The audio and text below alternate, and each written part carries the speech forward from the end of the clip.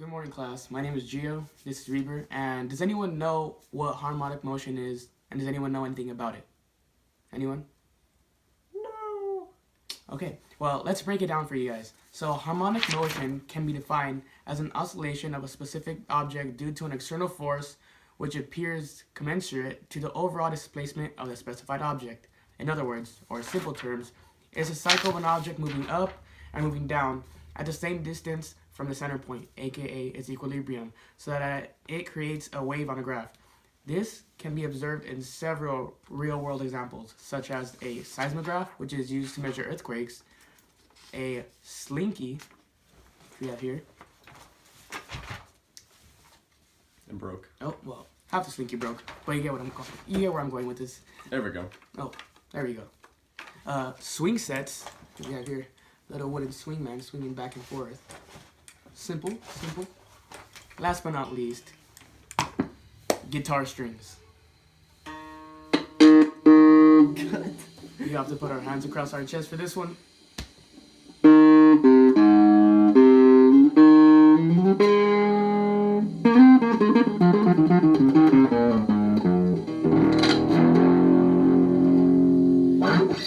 Wow. Gets me every time. God bless America. Now, if you guys didn't notice, that was a harmonic motion. Now let's take a closer look as to how it was.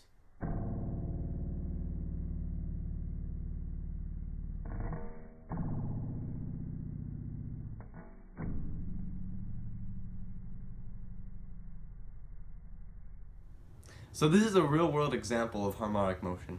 You see here, so we have our 4-string bass right here, and we have our strings which create vibration as you had seen before.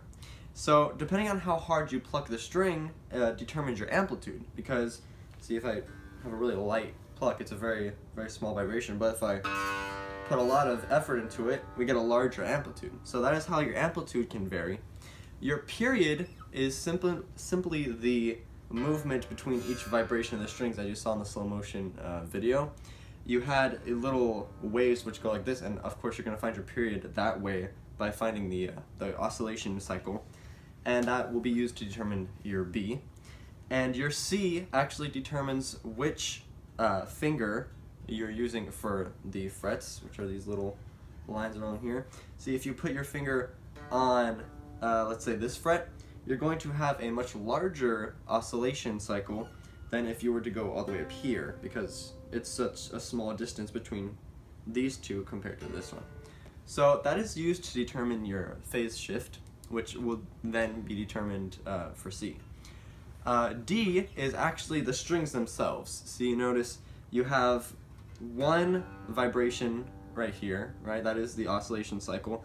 If you were to shift it down one, you would actually be going down to the lower string. And if you keep shifting it down by one, you are going down and down, and you are actually going to different parts, vertically translating it. So all in all, that creates the formula y equals a cosine bx minus c plus d. And that is a real-world example of harmonic motion. So similar to our guitar strings, our sun also displays harmonic motion. Due to the angle of Earth's axis, also known as oscillation, the sun sets and rises in a harmonic wave every time the Earth goes around a single cycle.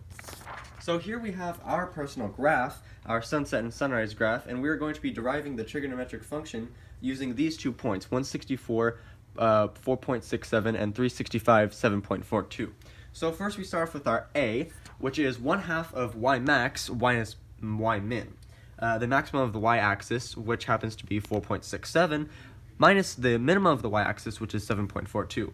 That comes out to negative 2.76, and divided by 2 equals negative 1.38, and that is our A. Our B can be solved using this formula, period equals 2 pi over b, in which we find the maximum of the x-axis and the minimum of the x-axis. We subtract the two to create our equilibrium position, which is also known as the equinox in the solar terms, and we multiply that times 2 to create our entire period. That equals 402, and we solve that into our equation right here, and it comes out to pi over 201 once fully solved. Our C can be solved using the phase shift, which equals C over B.